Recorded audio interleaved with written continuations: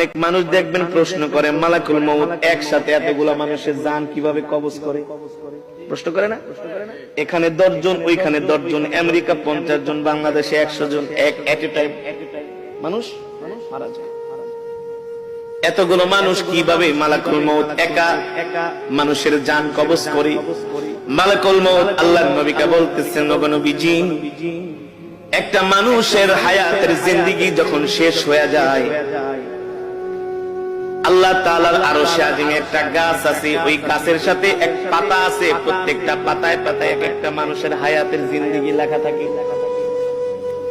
যখন তার হায়াতের জিন্দেগি শেষ হয়ে যায়, 40 দিন বাকি থাকে, তার হায়াতের জিন্দেগির ওই গাছের পাতাটা হলুদ বর্ণ হয়ে যায় 40 দিন আগে। আর মালাকুল মউত আইসা বলে, শোন, তোর বাকি আছে আর মাত্র 3 দিন। 40 দিনের থেকে কয় দিন?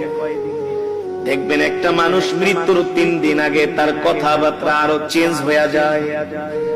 আত্মীয় স্বজনকে দেখলেই তাকায় থাকে, এক পলকে তাকায় থাকে, দোকানের দিকে যেয়ে তাকায় থাকে, বাড়ির দিকে যায় তাকায় থাকে, সম্পদের দিকে যায় তাকায় থাকে, কারণ আস্তে আস্তে পৃথিবী তাকে ছেড়ে দিতেছে।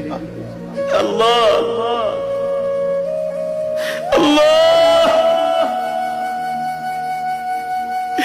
মালাকুল মউত আইসা বলে, তুই এখনো কি তওবা করস নাই?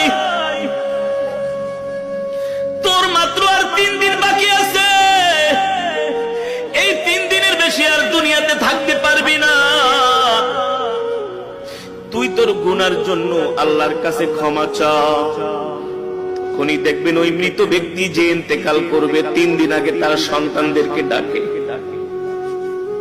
কথার মধ্যে একটা পরিবর্তন, আবেগী কথাবার্তা বলে, বাবা রে, আমি যদি চলে যাই, তোর মা কি দেখা রাখিস, তোর ছোট বোনটারে দেখা রাখিস, আমি যদি মারা যাই, আমার ছোট ছেলেটারে তোরা কষ্ট দিস না, বলে কি বলে না? আস্তে আস্তে করে একটা পরিবর্তন চলে আসে, তার একেবারে খাওয়া দাওয়া বন্ধ হয়ে যায়, শরীরের নার্ভ গুলো, শরীরের পার্টস গুলো আর আগের মতো কাজ করে না, কারণ সে মৃত্যুর জন্য তৈয়ার হচ্ছে।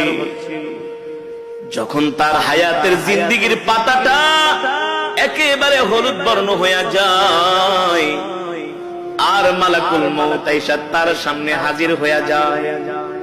এবার আল্লাহর নবী জিজ্ঞেস করে,